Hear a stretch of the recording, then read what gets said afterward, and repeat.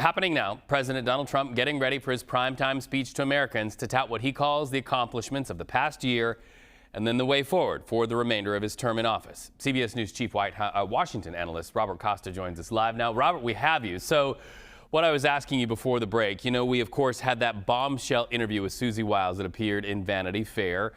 The president also faces a lot of domestic issues, the economy, also international issues. What do you expect to hear from the president tonight? It's great to be with you. Based on my conversations today with top Republicans around the country, they know that this speech, of course, is designed to reassure the American people, but they also believe it will have a parallel strategy and aim tonight to speak to Republicans, especially those in Congress who are nervous about the state of the economy. Some Republicans in recent weeks have talked about retiring. We've already seen some retirement announcements. So you're going to see President Trump tonight, I'm told, try to talk about his record, frame it in a very positive fashion, and really try to get other Republicans and Americans, broadly speaking, to hold steady and believe in his economic vision, that ultimately his position on trade, tariffs, all of his policies will have a payoff for people long term. Is he going to have to build in language that really brings people into sort of a town hall, sort of a virtual town hall experience that otherwise these lawmakers are hearing in real time, face to face, when they go back to the districts during the holidays, especially Republicans who are worried about the midterms? Part of that is going to be talking about growth.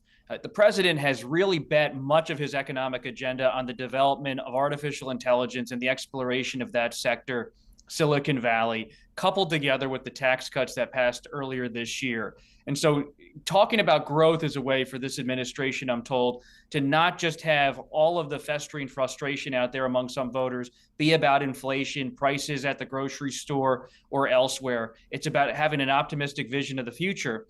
But he knows Democrats are making gains. One White House source told me that the White House and the president paying close attention to what happened in New Jersey and Virginia, and especially in New York City in recent months with the election of Zohran Mamdani, talking about what issue, of course, it was affordability. Right. So this is a speech that's a response to that in many ways. Yeah, and we heard recently the president in a speech bash Democrats, saying that affordability is something that they've ginned up as a hoax, while at the same time we have heard some Republicans in Congress, even the vice president, address issues that are economic that do speak to affordability.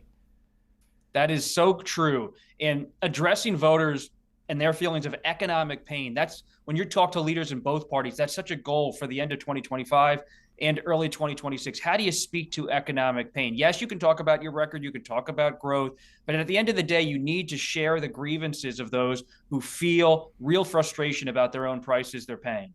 Bob, over your shoulder, you have a picture of two guys playing cards. I'm just dying to know which one's the Republican, which one's the Democrat. This is what happens when you're on the road for CBS News. You never really know what's in the background. Subliminal. Somebody's holding the cards there. Bob Costa, great to talk to you. We know you'll be tuning in to watch the president. So will we. And for you at home, you can watch the president's address tonight at 9 p.m. Eastern on CBS and streaming on Paramount+.